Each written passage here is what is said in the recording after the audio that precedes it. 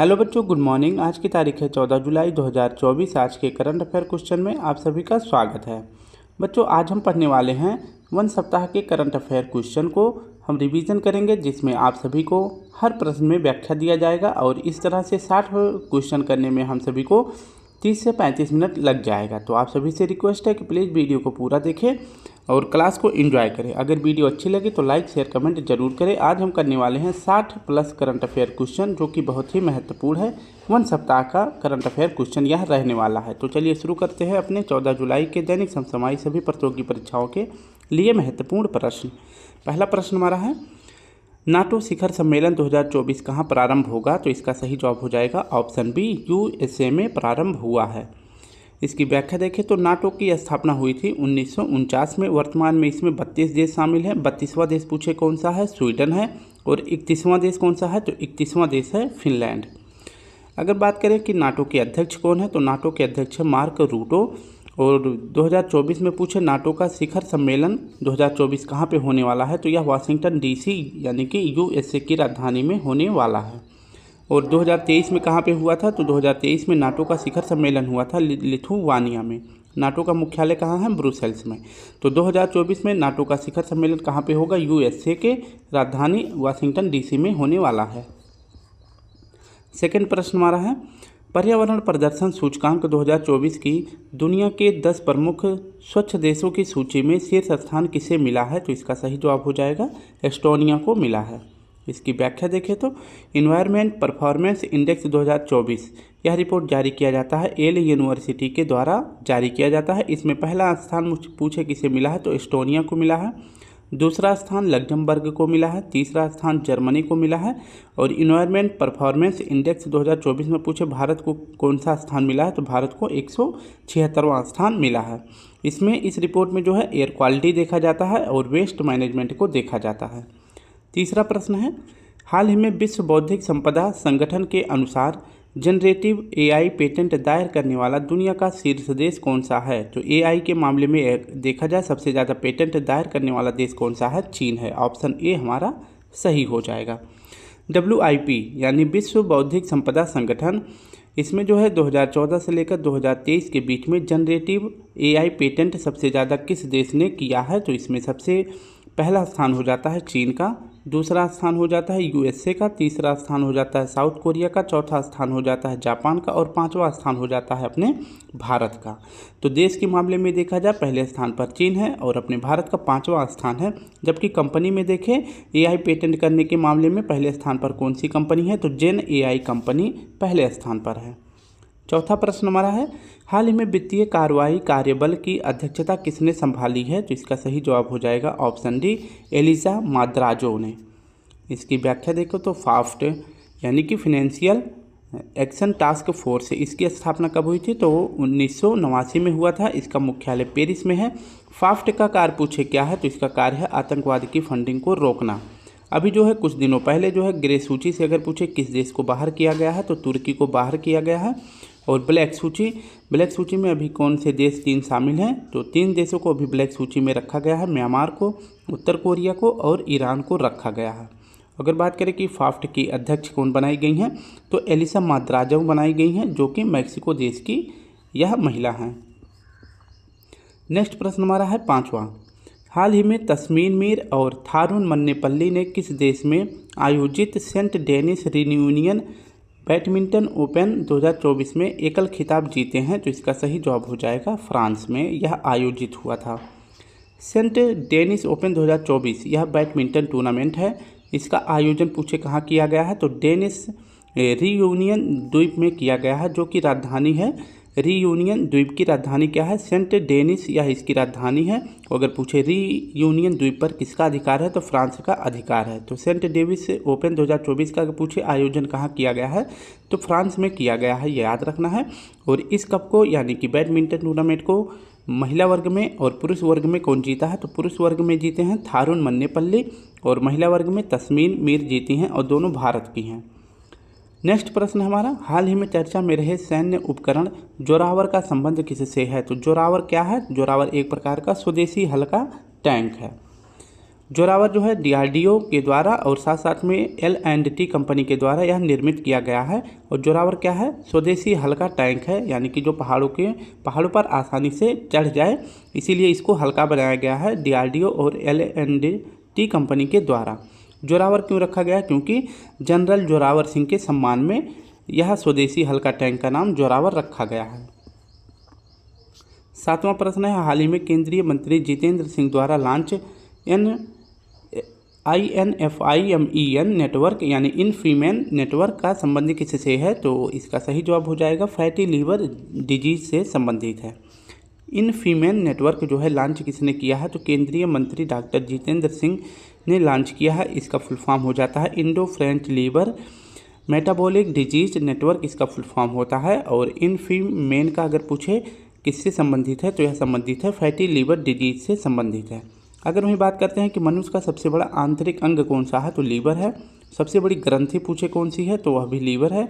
और बात करें कि शरीर की प्रयोगशाला किसे कहते हैं? तो भी लीवर कहलाता है। स्टडी ऑफ लीवर को क्या कहते हैं? हिपैटोलॉजी कहते हैं। और पित्त रस का निर्माण पूछे कहाँ होता है? तो लीवर में होता है। और पित्त रस का संचय अगर पूछे कहाँ होता है तो यह पित्ताशय में होता है। नेक्स्ट हमारा प्रश्न है 8वां, हाल ही में चर्चा में रही स्त्री पहल का संबंध किससे है? तो स्त्री पहल का संबंध किससे है? तो इसका सही जवाब हो जाएगा ग्रामीण विकास मंत्रालय से संबंधित है। स्त्री पहल अगर पूछे किसने शुरू किया है? तो ग्रामीण विकास मंत्रालय ने शुरू किया है। स्त्री पहल का संबंध किससे है? तो यह NRLM मिशन से संबंधित है, यानी D से हो जाएगा दीनदयाल, A से हो जाएगा अंत्योदय, Y से हो जाएगा योजना, और इसके बाद N से हो जाएगा नेशनल यानी राष्ट्रीय, R से हो जाएगा रूरल यानी ग्रामीण, L से हो जाएगा लिविंग यानी आजीविका, और M से हो जाएगा मिशन। तो यह दीनदयाल अंत्योदय योजना के अंतर्गत जो राष्ट्रीय ग्रामीण आजीविका मिशन के अंतर्गत स्वयं सहायक समूह की महिलाएं कार्य कर रही हैं, उनको स्त्री पहल के सम्मान में, मतलब स्त्री पहल के तहत इलेक्ट्रिक साइकिल प्रदान किया जाएगा, जिससे कि पर्यावरण को भी स्वच्छ रखा जा सके। ठीक है, तो स्त्री पहल किसके लिए शुरू किया गया है? दीनदयाल में काम करने वाली, दीनदयाल अंत्योदय योजना में कार्य करने वाली स्वयं सहायता समूह की जो महिलाएं हैं उनको इलेक्ट्रिक बाइक प्रदान किया जाएगा। और यह इलेक्ट्रिक बाइक किसके द्वारा प्रदान किया जाएगा? तो किया जाएगा ग्रामीण विकास मंत्रालय के द्वारा। 9वां प्रश्न है, हाल ही में वर्ष 2024 के सर्वश्रेष्ठ कृषि राज्य पुरस्कार के लिए किसे चुना गया है? तो सर्वश्रेष्ठ कृषि राज्य का पुरस्कार मिला है ऑप्शन डी। किसको मिला है? तो ऑप्शन डी यानी महाराष्ट्र को मिला है। इसकी व्याख्या देखो तो 2024 में सर्वश्रेष्ठ कृषि राज्य का पुरस्कार किसे मिला है? तो यह महाराष्ट्र को मिला है। महाराष्ट्र के CM कौन है? एकनाथ शिंदे जी हैं। और इस पुरस्कार के लिए पूछे किस समिति का गठन किया गया है? तो सदाशिवम कमेटी का गठन किया गया है। बम्बू मिशन पूछे कहाँ शुरू किया गया है? तो ये भी शुरू किया गया है महाराष्ट्र में।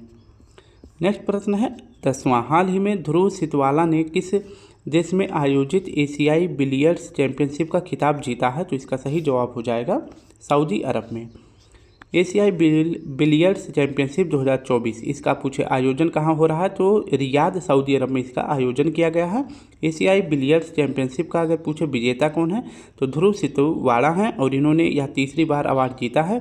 और उप विजेता कौन बने हैं? तो पंकज आडवाणी बने हैं। 11वां प्रश्न हमारा, हाल ही में मसूद पेजेशकियन ने किस देश के राष्ट्रपति चुनाव में जीत दर्ज की है?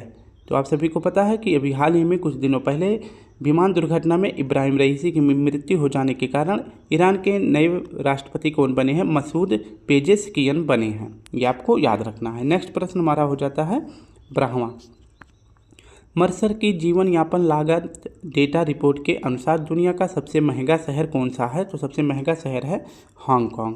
सबसे महंगा कौन सा शहर है? हांगकांग। और दूसरे नंबर पर सिंगापुर है। और भारत का पूछे सबसे महंगा शहर कौन सा है? मुंबई में। और पूरे विश्व में मुंबई को 136वां स्थान मिला है। हाल ही में भारतीय वायुसेना ने कौन सी पहल स्वदेशी एंटी रेडिएशन मिसाइल का सफल परीक्षण किया है? तो इसका सही जवाब हो जाएगा रुद्रम फर्स्ट का। रुद्रम फर्स्ट क्या है? तो यह स्वदेशी एंटी रेडिएशन मिसाइल है। और यह इसका सफल परीक्षण पूछे किसके द्वारा किया गया है? तो DRDO के द्वारा सफल परीक्षण किया गया है।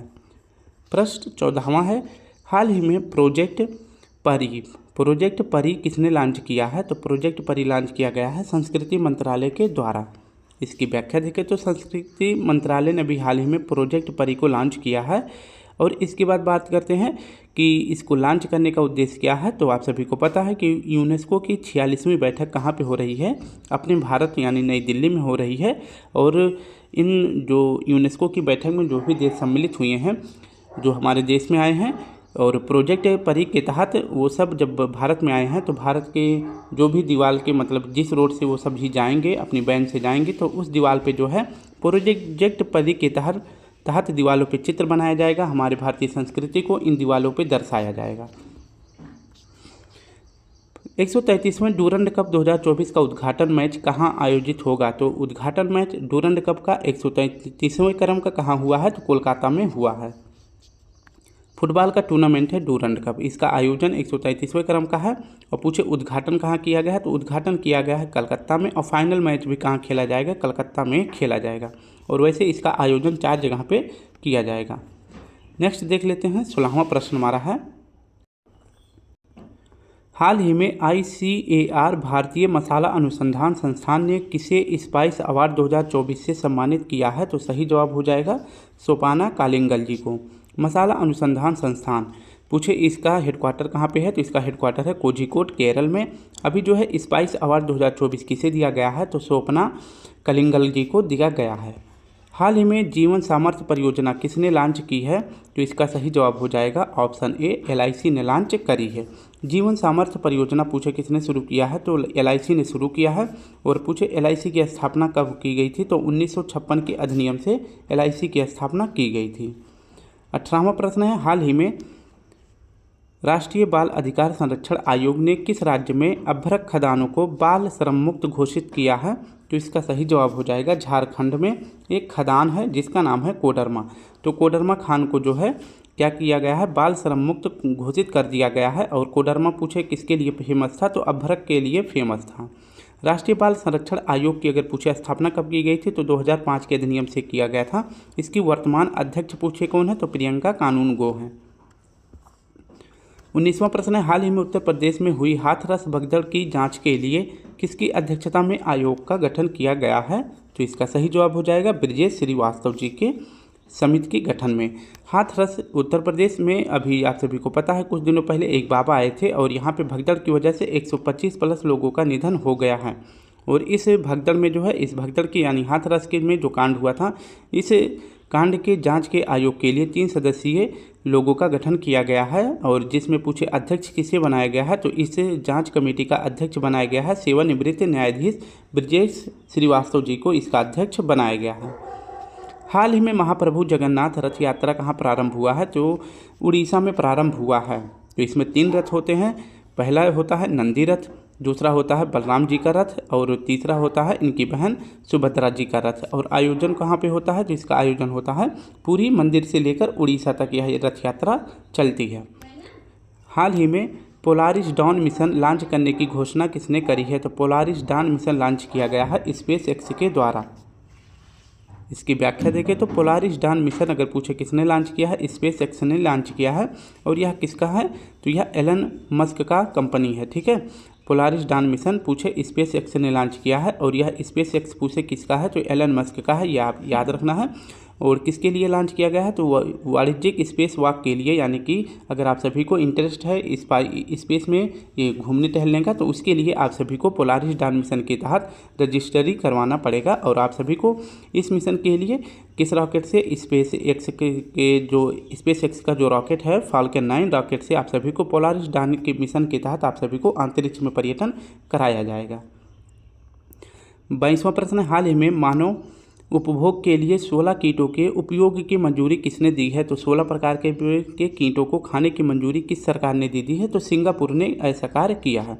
तो सिंगापुर की सरकार ने 16 प्रकार के विभिन्न प्रकार के जो कीटों हैं उनको खाने पीने के लिए उनको मंजूरी दे दी गई है, जिसमें झींगुर, रेशम के कीड़े, टिड्डे, ये सभी कीड़े को खाने की मंजूरी दे दी गई है। डेनमार्क ने अभी हाल ही में अश्वगंधा को बैन कर दिया है। अश्वगंधा को जो है विश्व स्तर पर क्या कहते हैं, तो बिथानिया सोमनीफेरा कहते हैं। तो अश्वगंधा को विश्व स्तर पर बिथानिया सोमनीफेरा कहते हैं। और डेनमार्क ने अभी हाल ही में अश्वगंधा को बैन कर दिया है। सिंगापुर के पूछे नए प्रधानमंत्री कौन बनाए गए हैं, तो लॉरेंस बोंग बनाए गए हैं।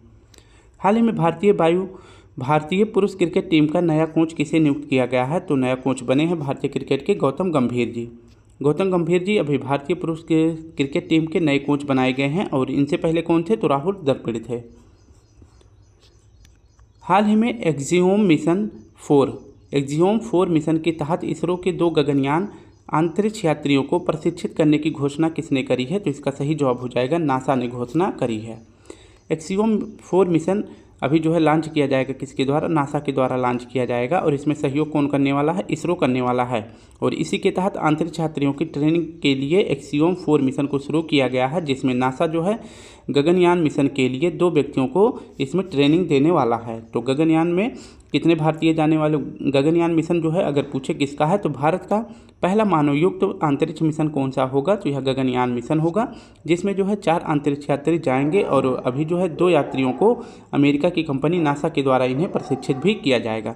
4 व्यक्ति कौन कौन से हैं जो गगनयान के तहत गगनयान मिशन में जाने वाले हैं? तो कमांडर प्रशांत नायर हैं, अजित कृष्णन हैं, अंगद प्रताप हैं, बिग कमांडर शुभांशु शुक्ला हैं। नेक्स्ट हमारा प्रश्न है, हाल ही में किस देश के माउंट एटना और स्ट्राम्बोली ज्वालामुखी में विस्फोट हुआ है? तो माउंट एटना और स्ट्राम्बोली ये दोनों ज्वालामुखी इटली में पाए जाते हैं। इसकी व्याख्या देखें तो माउंट एटना और स्ट्राम्बोली ज्वालामुखी ये दोनों ज्वालामुखी इटली में पाए जाते हैं। माउंट एटना सिसिली द्वीप पर पाया जाता है, जबकि स्ट्राम्बोली जो है कहाँ पाया जाता है? भूमध्य सागर में पाया जाता है। इसीलिए स्ट्राम्बोली को भूमध्य सागर का प्रकाश स्तंभ भी कहते हैं। और अभी हाल ही में दोनों में विस्फोट हुआ है। एक तीसरा ज्वालामुखी है वेसुवियस ज्वालामुखी, जो कि इटली में ही पाया जाता है और इटली की राजधानी का क्या नाम है? रोम है। और रोम जो है किस नदी के किनारे है? टाइबर नदी के किनारे है।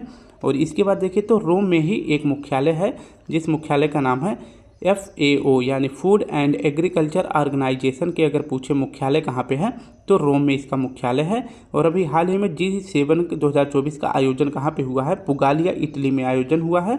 और इटली की पूछे पहली महिला राष्ट्रपति कौन बनाई गई हैं? तो जॉर्जिया मेलोनी बनाई गई हैं।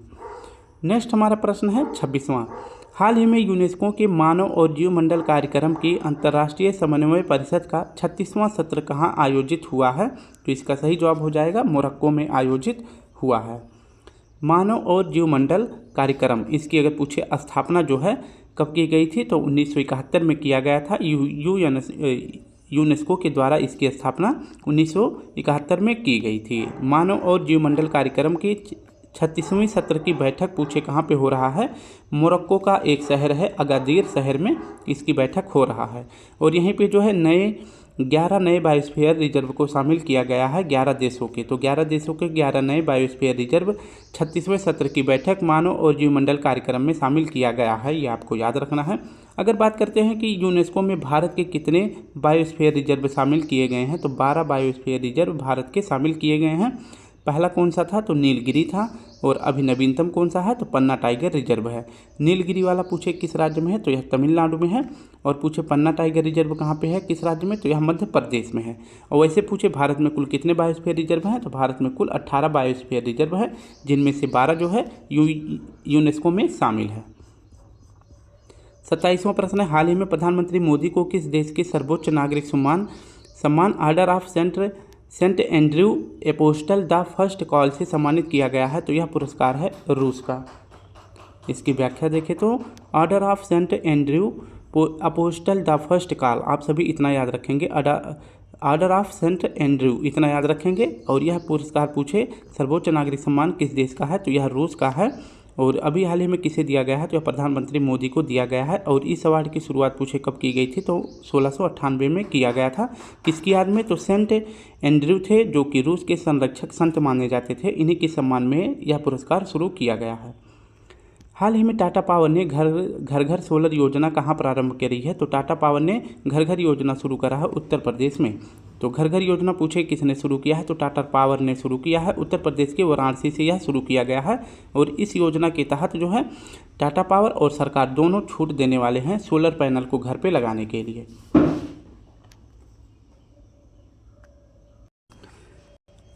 29वां प्रश्न है, हाल ही में AI द्वारा संचालित स्वास्थ्य बीमा उत्पाद एलिवेट किसने लॉन्च किया है? तो एलिवेट को लॉन्च किया गया है ऑप्शन डी ICICI बैंक के द्वारा लॉन्च किया गया है।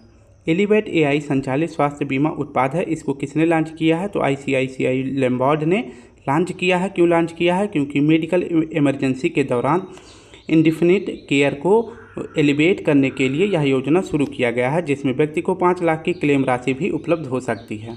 नेक्स्ट बात करें तो 30वां प्रश्न है, हाल ही में गिग वर्कर्स विधेयक लागू करने वाला देश का दूसरा राज्य कौन सा है? तो दूसरा राज्य है कर्नाटक। और पूछे पहला राज्य कौन सा था? तो पहला राज्य था राजस्थान। गिग वर्कर्स पूछे किसे कहते हैं? जो डिलीवरी बॉय होते हैं, जैसे पिज्ज़ा या फिर अमेजॉन, फ्लिपकार्ट, इन सभी पे जो डिलीवरी करते हैं उन्हीं को बोलते हैं गिग वर्कर्स। तो पहली बार जो है इनके लिए बिल कौन लाया था? राजस्थान। और दूसरी बार किसने लाया है? तो राजस्थान, कर्नाटक सरकार ने इस प्रकार का बिल लाया है।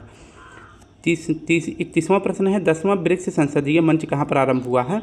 तो यह प्रारंभ हुआ है सेंट पीटर्सबर्ग में। ऑप्शन सी हमारा सही हो जाएगा। ब्रिक्स 2024 पूछे इसकी बैठक कहाँ पे हो रही है? तो सेंट पीटर्सबर्ग रूस में इसकी संसदीय मंच का होस्ट हो रहा है। और इसी में जो है 5 नए देश शामिल हुए हैं जो कि 2023 के ब्रिक्स सम्मेलन में शामिल हुए थे, जिसमें थे मिस्र, ईरान, सऊदी अरब, यूएई और इथोपिया इसमें शामिल हुए हैं। और पूछे कि भारत की ओर से कौन नेतृत्व करने वाला है ब्रिक्स में? तो लोकसभा स्पीकर ओम बिरला जी होंगे, जो कि 18वीं लोकसभा के दोबारा अध्यक्ष चुने गए हैं। नेक्स्ट है, सेंट पीटर्सबर्ग में अगर पूछे एक सम्मेलन हुआ था बाघ संरक्षण के लिए 29 जुलाई 2010 को, और तभी से जो है 29 जुलाई को अंतर्राष्ट्रीय बाघ दिवस मनाया जाता है। नेक्स्ट प्रश्न है, लेसेंट के प्रथम बहुशहरी अध्ययन के अनुसार वायु प्रदूषण के कारण सर्वाधिक मृत्यु कहाँ हुई है? तो सबसे ज़्यादा मृत्यु हुई है नई दिल्ली में। इसकी व्याख्या देखें तो लेसेंट का एक रिपोर्ट है जिसको कहते हैं एयर पॉपुलेशन, ठीक है। तो पहली शहरी रिपोर्ट जारी किया गया है जिसमें एयर पोल्यूशन से होने वाली मौतों को दर्शाया गया है 2008 से लेकर 2019 के बीच में। और इसमें जो है पूछे भारत के 10 शहर शामिल किए गए हैं। 10 शहरों में अगर पूछे कितनी मृत्यु हुई है तो 33,000 मृत्यु हो गई है प्रतिवर्ष होती है, जिसमें सबसे ज़्यादा मृत्यु 12,000 के आसपास हुई है नई दिल्ली में। दूसरे नंबर पर वाराणसी है और 10वें नंबर पर शिमला है, और इसमें प्रतिवर्ष 59 व्यक्तियों की मृत्यु होती है। हाल ही में सुप्रीम कोर्ट ने मुस्लिम महिला को दंड प्रक्रिया संहिता की किस धारा के तहत अपने पति से भरण पोषण पाने की हकदार माना है? तो इसका सही जवाब हो जाएगा धारा 125 के तहत। सीआरपीसी की धारा 125 में यह कहा गया है सुप्रीम कोर्ट के द्वारा, जो मुस्लिम महिला हैं इनको तलाक के बाद अपने पति से भरण पोषण पाने का अधिकार है। और इस सुप्रीम कोर्ट की न्यायाधीश कौन थी? तो बीबी नगरत्ना जी थी, ये भी आपको याद रखना है। नेक्स्ट प्रश्न है, 1 जुलाई से भारतीय न्याय संहिता कानून लागू हुआ है, जिसके सेक्शन 69 में एक बात कही गई है कि अगर व्यक्ति झूठे वादे करते हैं या सरकारी नौकरी का दिलासा देते हैं या शादी विवाह का जो है प्रस्ताव रखे, जो अगर किसी के साथ यौन संबंध स्थापित करते हैं तो उनको जो है सेक्शन 69 के तहत 10 साल की सज़ा हो जाएगी। तो आप सभी से रिक्वेस्ट है इस प्रकार का कुछ भी ना करें। नेक्स्ट प्रश्न हमारा है, हाल ही में राष्ट्रीय क्षय रोग उन्मूलन कार्यक्रम के लिए किस प्रधान सलाहकार किसे नियुक्त किया गया है? तो डॉक्टर सौम्या स्वामीनाथन जी को नियुक्त किया गया है। राष्ट्रीय क्षय रोग उन्मूलन कार्यक्रम, इसकी प्रधान सलाहकार कौन बनाई गई हैं? तो डॉक्टर सौम्या स्वामीनाथन जी बनाई गई हैं। और वहीं पूछे स्वास्थ्य मंत्रालय के मंत्री कौन बने हैं? तो जेपी नड्डा जी बने हैं। और यहीं पे जो है एक बात याद रखना है, टीबी हारेगा देश जीतेगा लक्ष्य कब तक रखा गया है? तो यह 2025 तक भारत को टीबी उन्मूलन से मुक्त कर दिया जाएगा। डॉक्टर BN गंगाधर ये क्या बनाए गए हैं? तो राष्ट्रीय चिकित्सा आयोग के अध्यक्ष बनाए गए हैं। और टीबी अगर पूछे किस जीवाणु से होता है? तो माइक्रोबैक्टीरियम जीवाणु से होता है। और टीबी डे पूछे कब मनाया जाता है? तो 24 मई को मनाया जाता है। हाल ही में भारत का पहला टूरिज्म इंडेक्स म्यूचुअल फंड किसने लॉन्च किया है? तो पहला म्यूचुअल इंडेक्स अगर पूछे किसके द्वारा लॉन्च किया गया है? तो यह लॉन्च किया गया है option D Tata asset management के द्वारा लॉन्च किया गया है। तो टूरिज्म इंडेक्स म्यूचुअल फंड अगर पूछे किसके द्वारा जारी किया गया है? तो टाटा एसेट मैनेजमेंट के द्वारा जारी किया गया है, जिसमें टूरिज्म को बढ़ावा देने के लिए शुरू किया गया है। और आप सभी को अगर इसमें जो है शामिल होना है तो 5,000 रुपये मैक्सिमम आप सभी के अकाउंट में होना है। और इसमें आप सभी को एंट्री लेने के लिए कोई भी चार्ज नहीं लगेगा। 10 वर्षों के लिए सड़क सुरक्षा कार्यक्रम योजना अपनाने वाला पहला राज्य कौन सा बन गया है? तो पहला राज्य बन गया है राजस्थान। इसकी व्याख्या देखें तो राजस्थान जो है सड़क सुरक्षा कार्यक्रम योजना को शुरू किया है और 10 वर्षों के लिए शुरू किया गया है। और इस प्रकार का योजना लागू करने वाला देश का पहला राज्य राजस्थान बन गया है। और राजस्थान के सीएम कौन है? भजनलाल शर्मा जी हैं। और सड़क सुरक्षा कार्यक्रम अगर पूछे कितने चरणों में शुरू होगा, तो यह 3 चरणों में शुरू होगा, जो कि 2025 से लेकर 2030 के बीच में 2025 से 2033 के बीच में यह चलने वाला है। हाल ही में जून 2024 के लिए किसे ICC player of the month चुना गया है? तो इसका सही जवाब हो जाएगा जसप्रीत बुमराह और स्मृति मंधाना को चुना गया है। ICC player of the month June 2024 के लिए किसे चुना गया है? तो मेल वर्ग में जसप्रीत बुमराह को और फीमेल वर्ग में स्मृति मंधाना जी को चुना गया है। वहीं बात करें 9वें क्रम का जो आईसीसी T20 वर्ल्ड कप 2024 का आयोजन किया गया था, इसका आयोजन यूएसए और वेस्ट इंडीज में किया गया था, जिसके brand ambassador Yuvraj Singh, Chris Gayle और हुसैन बोल्ट बनाए गए थे। और 9वें क्रम की आईसीसी T20 वर्ल्ड कप किसने जीता था? तो भारत ने जीता था। और किसको हराया था? तो साउथ अफ्रीका को हराया था। एक सेकंड स्टूडेंट, नेक्स्ट हमारा हो जाता है प्रश्न, हाल ही में मित्र वन योजना की घोषणा किसने करी है? तो 38वां प्रश्न है, मित्र वन योजना पूछे किसने शुरू किया है? तो उत्तर प्रदेश की सरकार ने शुरू किया है। मित्र वन योजना पूछे किसने शुरू किया है? तो उत्तर प्रदेश सरकार ने शुरू किया है। और उत्तर प्रदेश के सीएम कौन है? योगी आदित्यनाथ। और यह योजना पूछे कितने जिलों में शुरू किया गया है? तो 35 सीमावर्ती जिलों में शुरू किया गया है, जिनमें से नेपाल के साथ जो राज्य जो जिले सीमा बनाते हैं उनमें भी यह योजना शुरू किया जाएगा। और इसके तहत जो है मित्र वन योजना के तहत वृक्षारोपण किया जाएगा। हाल ही में पश्चिमी घाट से खोजी गई नई प्रजाति का नाम हेब्रोसेस्टम स्वामीनाथन और MS स्वामीनाथन के नाम पर रखा गया है। इसका संबंध किससे है? तो इसका संबंध हो जाएगा जंपिंग स्पाइडर से। ऑप्शन डी सही हो जाएगा। पश्चिमी घाट पर अभी जो है जंपिंग स्पाइडर की 2 नई प्रजातियां खोजी गई हैं। एक का नाम रखा गया है MS स्वामीनाथन जी के नाम पर, और एक रखा गया है श्रीलंका के बेंजामिन जी के सम्मान में। तो जो स्वामीनाथन जी के नाम पे रखा गया है इसका नाम है हेब्रोसेस्टम स्वामीनाथन, जो कि कुंती नदी घाटी में पाई गई है। और दूसरा जो श्रीलंका बेंजामिन के सम्मान में रखा गया है हेब्रोसेस्टम, जिसका नाम बेंजामिन रखा गया है, यह नीलगिरी बायोस्फीयर रिजर्व में खोजा गया है। हाल ही में महिलाओं की ऊंची कूद में नया विश्व रिकॉर्ड बनाने वाली यारोस्लावा मोहुचिक का संबंध किससे है? तो ये हैं यूक्रेन की। यारोस्लावा मोहुचिक कहाँ की हैं? यह यूक्रेन की हैं। और महिला में ऊंची कूद वर्ल्ड रिकॉर्ड इन्होंने बना दिया है, और इन्होंने ऊंची छलांग में 2.1 मीटर की उछाल करी है। नेक्स्ट हमारा है, हाल ही में कोलंबो सुरक्षा सम्मेलन ने किस 5वें सदस्य के रूप में शामिल किया है? तो कोलंबो सुरक्षा सम्मेलन ने किसे 5वें सदस्य के रूप में शामिल किया है? तो बांग्लादेश को शामिल किया है। कोलंबो सुरक्षा सम्मेलन अगर पूछे कहाँ पे हो रहा है? तो मॉरिशस में हो रहा है। कोलंबो सुरक्षा सम्मेलन क्या है? तो क्षेत्रीय सुरक्षा समूह का एक संगठन है, जिसमें 4 देश शामिल हैं। और इन 4 देशों ने मिलकर 2011 में कोलंबो सुरक्षा सम्मेलन की स्थापना करी थी। और ये 4 देश कौन हैं? इंडिया, श्रीलंका, मालदीव और मॉरिशस हैं। और अगर बात करते हैं कि 2024 में किसे शामिल किया गया है कोलंबो सुरक्षा सम्मेलन में, तो बांग्लादेश को भी इसमें शामिल कर लिया गया है। और इस बार इसकी 8वीं बैठक हो रही है। और इसमें पूछे ऑब्जर्वर कंट्री कौन बना है? तो सेशल्स इसमें ऑब्जर्वर कंट्री बना है। 42वां प्रश्न है, हाल ही में पेरिस ओलंपिक उद्घाटन समारोह में भारत दल का ध्वजवाहक किसे चुना गया है? तो भारत दल का ध्वजवाहक चुना गया है ऑप्शन ए व बी दोनों को। ग्रीष्मकालीन ओलंपिक जो है इस बार 33वें क्रम का आयोजन 26 जुलाई 2024 में पेरिस में किया जा रहा है। इसका उद्घाटन समारोह पूछे ध्वजवाहक कौन है? तो भारत की तरफ से उद्घाटन समारोह में ध्वजवाहक कौन बनाए गए हैं? फीमेल वर्ग में PV सिंधु जी बनाई गई हैं और इनका खेल बैडमिंटन है। और मेल वर्ग में शरद कमल बनाए गए हैं और इनका खेल टेबल टेनिस है। अब वहीं पूछे कि 33वें क्रम के पेरिस ओलंपिक में सेफ डी मिशन के तहत किसे चुना गया है? तो गगन नारंग जी को चुना गया है और इनका खेल पूछे कौन सा है? तो शूटिंग है। हाल ही में अंतर्राष्ट्रीय समुद्री संगठन परिषद का 132वां सत्र कहाँ आयोजित हुआ है? तो इसका सही जवाब हो जाएगा लंदन में आयोजित हुआ है। IMO इंटरनेशनल मैरीटाइम ऑर्गेनाइजेशन यानी अंतर्राष्ट्रीय समुद्री संगठन परिषद का जो है 132वां सत्र कहाँ पे आयोजन हुआ है? लंदन में आयोजित हुआ है। और यहीं पर जो है वैश्विक समुद्री चर्चा का नेतृत्व पूछे किसने किया है? तो भारत ने नेतृत्व किया है। किसके लिए? तो समुद्री डकैती को रोकने के लिए वैश्विक समुद्री चर्चा का नेतृत्व भारत के द्वारा किया गया है। ये क्वेश्चन याद रखेंगे। बिम्स्टेक के विदेश मंत्रियों की बैठक कहाँ पे हो रही है? तो नई दिल्ली में हो रही है। और इसमें जो है बिम्स्टेक में भारत की तरफ से पूछे किसने भाग लिया है? तो S जयशंकर जी, जो कि हमारे विदेश मंत्री हैं, भाग लिए हैं। हाल ही में विश्व जनसंख्या दिवस 2024 कब मनाया गया है? तो विश्व जनसंख्या दिवस मनाया जाता है 11 जुलाई को। विश्व जनसंख्या दिवस 2024 पूछे कब मनाया जाता है, तो 11 जुलाई को मनाया जाता है। इसकी थीम क्या रखी गई, इसकी थीम है किसी को पीछे ना छोड़े, सभी को काउंटिंग करें। नेक्स्ट है 45वां, हाल ही में ब्रिलेस्टिक 2024 संयुक्त सैन्य अभ्यास कहाँ प्रारंभ हुआ है, तो यह प्रारंभ हुआ है कजाकिस्तान में। ब्रिलेस्टिक 2024 यह मध्य एशियाई देशों का अभ्यास है, जिसमें पूछे मध्य एशियाई देश कौन कौन से हैं, तो अजरबैजान, कजाकिस्तान, किर्गिस्तान, उज्बेकिस्तान और कजाकिस्तान। कजाकिस्तान 2 बार हो गया, तो ये आप सभी को 4 देश याद रखना, अजरबैजान, कजाकिस्तान, किर्गिस्तान, उज्बेकिस्तान याद रखना है।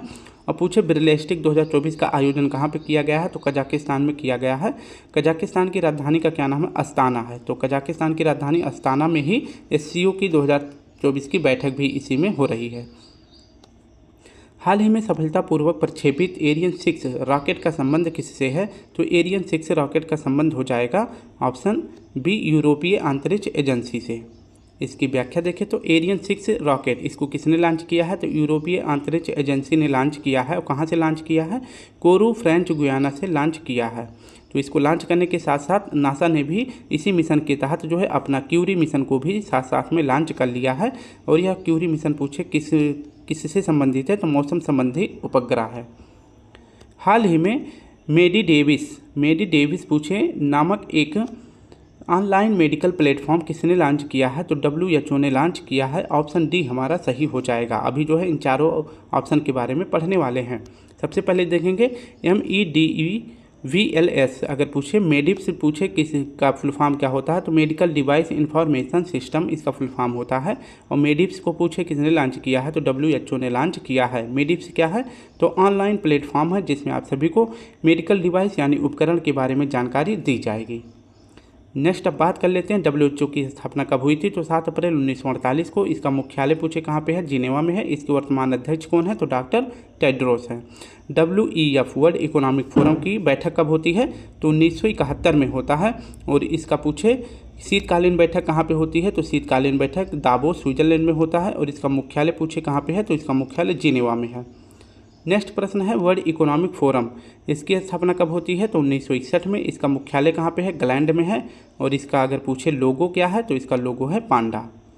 नेक्स्ट प्रश्न है WTO वर्ल्ड ट्रेड ऑर्गेनाइजेशन, पहले इसका नाम हुआ करता था गेट। तो गेट की स्थापना 1948 में किया गया था, लेकिन 1995 में जो है गेट का नाम बदल के WTO रख दिया जाता है। WTO का मुख्यालय पूछे कहाँ पे है, जिनेवा में है। और वर्तमान में पूछे WTO में कितने देश शामिल हैं, तो 164 देश शामिल हैं। और 164वां देश कौन सा है, तो अफगानिस्तान है। 48वां प्रश्न देखते हैं, हाल ही में बागवानी श्रेणी में सर्वश्रेष्ठ राज्य का कृषि नेतृत्व पुरस्कार किसे दिया गया है, तो बागवानी में किसे मिला है, नागालैंड को मिला है।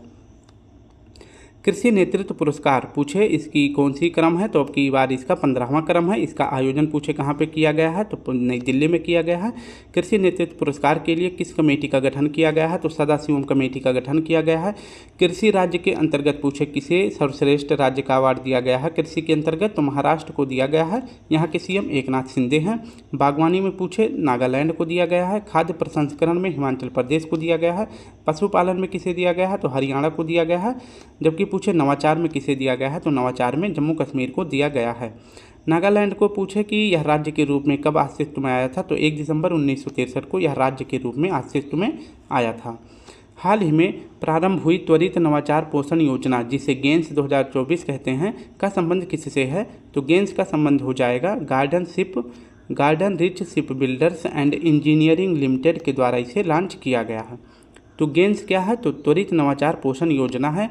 इसको किसने शुरू किया है, तो garden rich ship builders and engineering limited ने शुरू किया है। और इसका मुख्यालय कहाँ पे है, तो कोलकाता में इसका मुख्यालय है।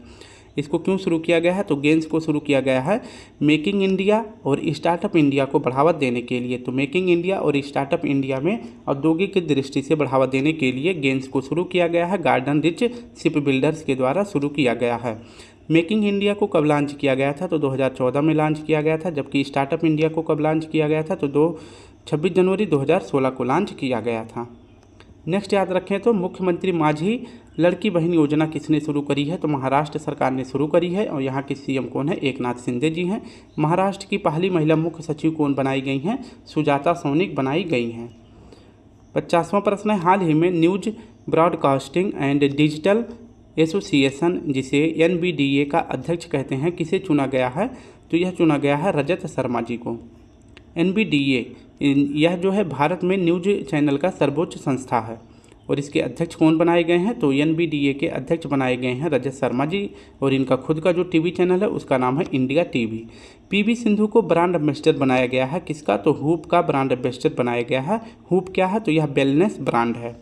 और वहीं बात करें चिकित्सा आयोग के अध्यक्ष, तो डॉक्टर BN गंगाधर को बनाया गया है। नेक्स्ट है टीबी रोग के लिए सलाहकार किसे बनाया गया? तो मैंने बता दिया था, डॉक्टर सौम्या स्वामीनाथन जी को बनाया गया है। हाल ही में भारतीय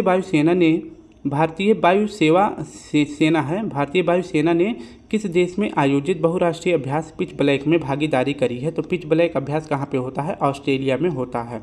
पिच ब्लैक अभ्यास पूछे कहाँ पे इसका आयोजन किया गया है? ऑस्ट्रेलिया के डार्विन स्थान पर इसका आयोजन किया गया है। यह वायुसेना का अभ्यास है और बहुराष्ट्रीय अभ्यास है। इसमें भारत की तरफ से 3 जहाज़ों ने भाग लिया है, आप नाम याद रख सकते हैं। थोड़ा सा ऊपर ज़्यादा चला गया है। हाँ, तो 52वां प्रश्न हमारा है, हाल ही में alien hunting telescope habitable worlds observatory को प्रक्षेपित करने की घोषणा किसके द्वारा की गई है? तो नासा के द्वारा किया गया है। हैबिटेबल वर्ड्स ऑब्जर्वेटरी यह किसके द्वारा लॉन्च किया जाएगा? तो नासा के द्वारा लॉन्च किया जाएगा 2024 में। यानी कि एलियन को सर्च करने के लिए हैबिटेबल वर्ड्स ऑब्जर्वेटरी मिशन शुरू किया गया है, नासा के द्वारा शुरू किया गया है। 2040 में इसे लॉन्च किया जाएगा। और किसके द्वारा? तो एलियन को सर्च करने के लिए यह टेलीस्कोप लॉन्च किया जाएगा 2040 में। हाल ही में टेस्ट क्रिकेट में 200 विकेट और 600 रन बनाने वाले दुनिया के तीसरे ऑलराउंडर कौन बन गए हैं? तो यह इनका सही जवाब हो जाएगा, बेन स्टोक बन गए हैं। टेस्ट मैच में अगर पूछे ऑलराउंडर में 200 विकेट और 600 रन बनाने वाले 3 व्यक्ति हैं, जो कि पहले हैं गारफील्ड सोबर्स जो कि वेस्ट इंडीज के हैं, जैक कालिस ये साउथ अफ्रीका के हैं और तीसरे कौन बने हैं? बेन स्टोक इंग्लैंड के बने हैं। साहित्य का अवार्ड जिसे कहते हैं पेन पेंटर पुरस्कार 2024 में किसे दिया गया है? तो अरुंधति राय जी को दिया गया है। अंतर्राष्ट्रीय बुकर पुरस्कार पाने वाली पहली जर्मन लेखिका कौन बनी है? तो जेनी अर्पनबेक बनी है। नेक्स्ट प्रश्न है, देश के पहले वैज्ञानिक डीप ड्रिलिंग मिशन को कहाँ प्रारंभ किया जाएगा? तो डीप ड्रिलिंग मिशन को शुरू किया जाएगा महाराष्ट्र में। ऑप्शन बी हमारा सही हो जाएगा। डीप ड्रिलिंग मिशन अगर पूछे कहाँ शुरू किया जाएगा, तो यह शुरू किया जाएगा महाराष्ट्र के कोयना जिले में शुरू किया जाएगा। और इस प्रकार का डीप ड्रिलिंग भारत में पहली बार हो रहा है और यह जो है 6 किलोमीटर की गहराई में ड्रिलिंग यानी खुदाई की जाएगी। और कौन सी कंपनी खोदने वाली है? तो बोरहोल रिसर्च लेबोरेटरी खोदने वाली है, यानी ड्रिलिंग करने वाली है, जिससे कि भूकंपों का पता लगाया जा सके। हाल ही में केंद्र सरकार ने किस तिथि को संविधान हत्या दिवस मनाने की घोषणा करी है? तो 25 जून को करी है। संविधान हत्या दिवस 2000 अगर बात करें कि संविधान हत्या दिवस यह कब मनाने की घोषणा की गई है, तो 25 जून को की गई है और इसकी घोषणा गृह मंत्री जी ने करी है। 25 जून 1975 को आंतरिक अशांति के कारण राष्ट्रीय आपातकाल की घोषणा करी गई थी, जिसमें सामूहिक गिरफ्तारी हुई थी। जो भी महत्वपूर्ण व्यक्ति थे, जैसे कि जो राजनेता थे, उनको जो है 25 जून 1975 को आंतरिक अशांति के कारण गिरफ्तार करके जेल में डाल दिया गया था और जो है आपातकाल की घोषणा कर दी गई थी। तो इसी को जो है संविधान हत्या दिवस के रूप में मनाया जाएगा 25 जून से। हर साल अब यह स्टार्ट हो गया है, ठीक है। और समाप्त कब हुआ था? तो यह लागू हुआ था 25 जून 1975 को राष्ट्रीय आपात, और समाप्त हुआ था 1977 में। नेक्स्ट बात करते हैं, हाल ही में नाबार्ड ने एकीकृत जनजातीय विकास कार्यक्रम कहाँ प्रारंभ किया है? तो यह शुरू किया गया है केरल में। एकीकृत जनजातीय विकास कार्यक्रम पूछे किसने शुरू किया है? तो यह नाबार्ड के द्वारा शुरू किया गया है, केरल में शुरू किया गया है। केरल का कौन सा गाँव है? तो कुलथुपूजा गाँव है। और यहाँ पे अगर बात करते हैं जनजातीय मंत्री कौन है? तो जुएल ओरांग जी हैं। एकीकृत जनजातीय विकास कार्यक्रम कहाँ शुरू किया गया है? तो केरल में शुरू किया गया है नाबार्ड के द्वारा। हाल ही में 800 साल पुरानी चीमू सभ्यता के अवशेष कहाँ खोजे गए हैं? तो चीमू सभ्यता के अवशेष खोजे गए हैं पेरू में। नेक्स्ट हमारा है, हाल ही में 16वें वित्त आयोग ने किसकी अध्यक्षता में 5 सदस्यीय सलाहकार की बैठक करी है? तो इसका सही जवाब हो जाएगा 5 सदस्यीय सलाहकार की गठन किस परिषद की सिफारिश पर, यानी कि किसकी अध्यक्षता में की गई है? तो पूनम गुप्ता के अध्यक्षता में की गई है। 16वें वित्त आयोग कब से शुरू होगा? तो 2026 से 2031 के बीच में शुरू होगा। और इसके अध्यक्ष कौन बनाए जाएंगे? तो अरविंद पनघड़िया जी बनाए जाएंगे। तो यह बनाए जाएंगे। अगर वर्तमान में पूछे कौन है वित्त आयोग, तो 15वें वित्त आयोग हैं नंद किशोर सिंह, ये 15वें वित्त आयोग हैं। और वहीं बात करें कि 16वें वित्त आयोग की सचिव कौन बनाए जाएंगे, तो ऋत्विक रंजन जी बनाए जाएंगे। और 16वें वित्त आयोग में पूछे सलाहकार परिषद की जो 5 सदस्यीय टीम गठित हुई है, इसकी अध्यक्ष किसे बनाया गया है, तो पूनम गुप्ता जी को बनाया गया है। हाल ही में मुख्यमंत्री मंगला पशु बीमा योजना कहाँ प्रारंभ हुआ है, तो यह प्रारंभ हुआ है राजस्थान में। ऑप्शन बी हमारा सही हो जाएगा।